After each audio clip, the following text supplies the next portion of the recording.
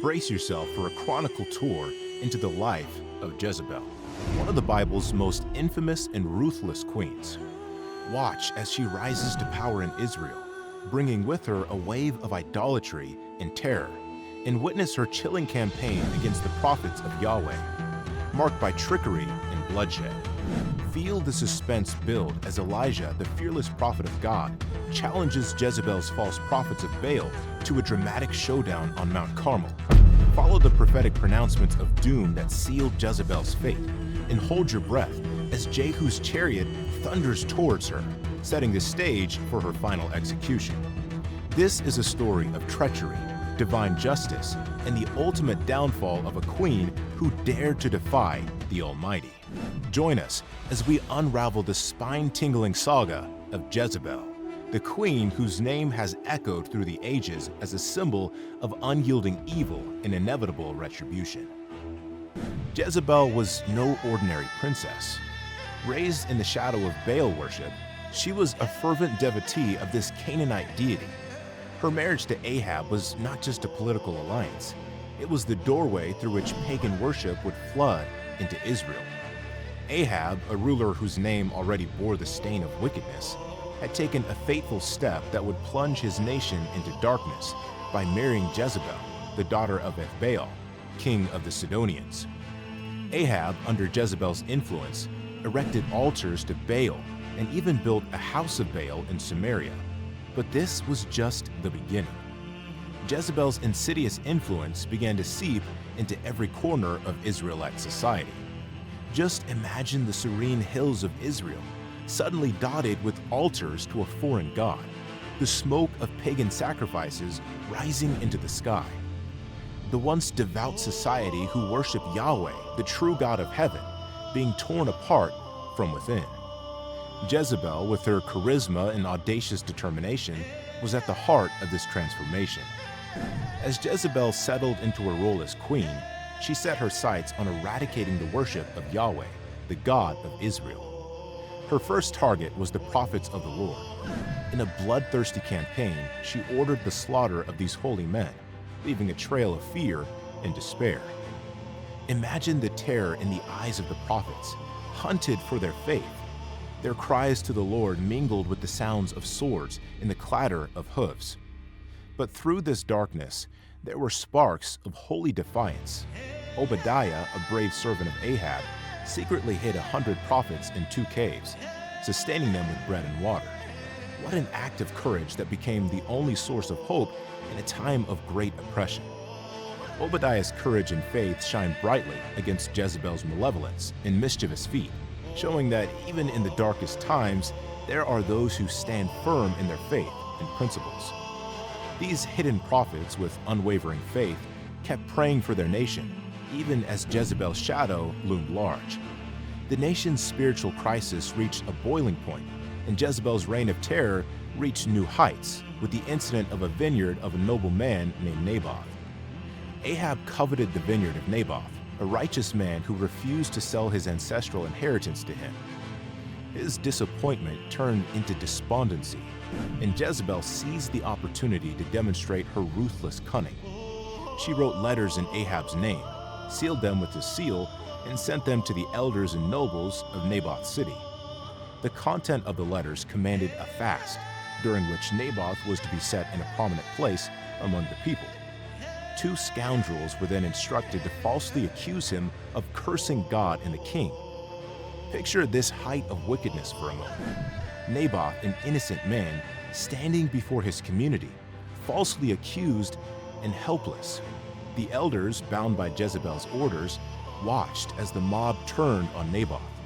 He was dragged out and stoned to death. With cold indifference, Jezebel informed Ahab that the vineyard was now his for the taking. But this act of treachery did not go unnoticed by the Lord. The Lord sent Elijah to confront Ahab as he went to take possession of the vineyard of Naboth. Elijah delivered a message of divine judgment that would reverberate through history. Have you not murdered a man and seized his property? In the place where dogs licked up Naboth's blood, dogs will lick up your blood, yes, yours. As though that was not enough, Elijah also prophesied the gruesome end of Jezebel. Dogs will devour Jezebel by the wall of Jezreel. Ahab's house would be utterly destroyed, erasing his lineage from the earth. The weight of these words hung heavy in the air, a harbinger of the doom to come. Elijah, the prophet of God, challenged Jezebel's prophets of Baal to a contest on Mount Carmel. It was a clash of divine power versus false idols. Hundreds of prophets of Baal, clad in their ceremonial robes, gathered on one side, chanting and dancing. On the other side stood Elijah, alone but resolute. The people of Israel gathered around, anxious and expectant. The tension was palpable. As the prophets of Baal cried out to their God from morning till noon, their pleas were met with silence. The sun blazed down, and their desperate cries grew louder and louder. But Baal did not answer. They did unimaginable things, including cutting themselves with knives and lancets in order to gain the attention of Baal, but nothing happened. Elijah, with unshakable faith, prepared the altar of Yahweh, the true God, drenched it with water, and called upon the name of the Lord. Fire fell from heaven, consuming the sacrifice, the wood, the stones, and even the water in the trench. The people fell on their faces, proclaiming, "The Lord, He is God." Elijah seized the moment, capturing and executing all the prophets of Baal. But this victory came at a cost. Jezebel's fury was ignited when Ahab recounted the day's events to her, and her reaction was swift and deadly. She sent a messenger to Elijah with a chilling threat. "May the gods deal with me, be it ever so severely, if by this time tomorrow I do not make your life like that of one of them." Elijah, the fearless prophet, fled for his life. Years passed, and Elijah's prophecy began to unfold. Ahab was mortally wounded in battle, and dogs licked up his blood as foretold. But Jezebel's day of reckoning was still to come. Her son Joram took the throne, but his reign was short-lived. Jehu, anointed by the prophet Elisha, was commissioned to execute God's judgment on the house of Ahab. Jehu's mission was clear: eradicate Ahab's descendants and bring an end to Jezebel. His chariot thundered towards Jezreel, where Ahab's palace was located. As he approached the city, Joram rode out to meet him, unaware of the impending doom. Jehu drew his bow and shot Joram through the heart. His body was thrown into the field of Naboth, fulfilling Elijah's prophecy. Jezebel, now an aged queen but still full of mischief and wickedness, heard of Jehu's approach. Unbowed and defiant, she adorned herself in royal attire and painted her eyes in an enticing and seductive manner, looking out from her window as Jehu entered the gate. "Have you come in peace, you Zimri, murderer of your master?" she taunted, referencing the notorious usurper Zimri. Jehu looked up and called out, "Who is on my side? Who?" 2 or 3 eunuchs appeared at the window. "Throw her down," Jehu commanded. In an instant, they hurled Jezebel from the window.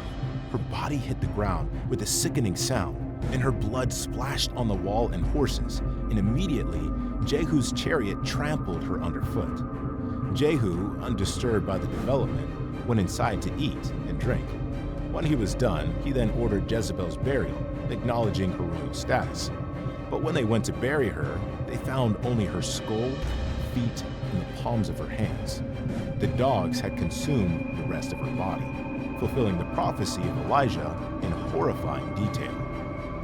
Imagine the shock and horror of the onlookers as they realized the full extent of the divine judgment that had been executed. Jezebel's end was as gruesome as her life had been wicked. Her gruesome death, as prophesied by Elijah, fulfilled God's retribution, making her a symbol of unbending evil in divine justice. For more captivating stories like this, subscribe to our channel and turn on the notification bell to get alerted when we release new episodes each week. Hit the like button and leave a positive and respectful comment. We love and appreciate your support.